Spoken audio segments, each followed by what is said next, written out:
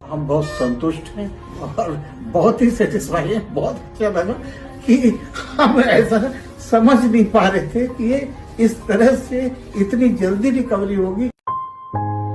मुंह टेढ़ा पड़ चुका था और हाथ की स्थिति ये थी, एक हाथ से दूसरे हाथ को उठा के रखना पड़ रहा था, पैर भी काम नहीं कर रहा था, बोली बंद हो चुकी थी और कोई बात है समझ भी नहीं पा रही थी, बोलो तो समझ के उसका कोई रिस्पॉन्ड नहीं कर पा रही थी। मैं MRI किया, फिर वो पूरी चीज को हम लोगों से क्लियर किया, हमको पूरा अच्छे तरह से बताया। तो हमने कहा कि नहीं, आप लोग जो है, जब हमने आपके हाथ में सौंप दिया है तो अब आप जो है करिए इसको पूरी तरह से। जब तक राखी जी हमारे पास आई, उनकी स्ट्रोक की स्थिति को 16 से 17 घंटे बीत चुके थे।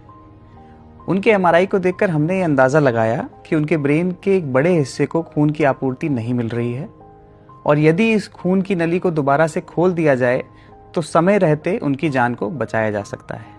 हमने बिना कोई देरी किए एक पतली सुई से नसों के रास्ते उनके ब्रेन में जाकर उस थक्के को निकाल दिया और उनके ब्रेन की सप्लाई को दोबारा से स्टार्ट कर दिया। इस प्रोसीजर को कहा जाता है मैकेनिकल थ्रोम्बेक्टमी। ये प्रोसीजर इंटरवेंशनल रेडियोलॉजिस्ट द्वारा किया जाता है, जिसमें हम बिना कोई काटापीटी किए, बिना कोई चीरा किए एक छोटी सी निडल के रास्ते से ब्रेन की उस नली के अंदर जाते हैं जहां पे क्लॉट जमा होता है और कैथेटर के द्वारा उस क्लॉट को निकाल देते हैं। प्रोसीजर के अगले दिन जब हमने मरीज की हालत देखी तो वो मरीज हमसे नॉर्मली बात कर पा रही थी, हाथ पैर उठा पा रही थी, वीकनेस एकदम ही गायब हो गई थी और उनकी दिक्कतें ठीक हो गई थी। हम बहुत संतुष्ट हैं और बहुत ही सेटिस्फाई हैं। बहुत अच्छा लगा कि हम ऐसा समझ नहीं पा रहे थे कि ये इस तरह से इतनी जल्दी रिकवरी होगी।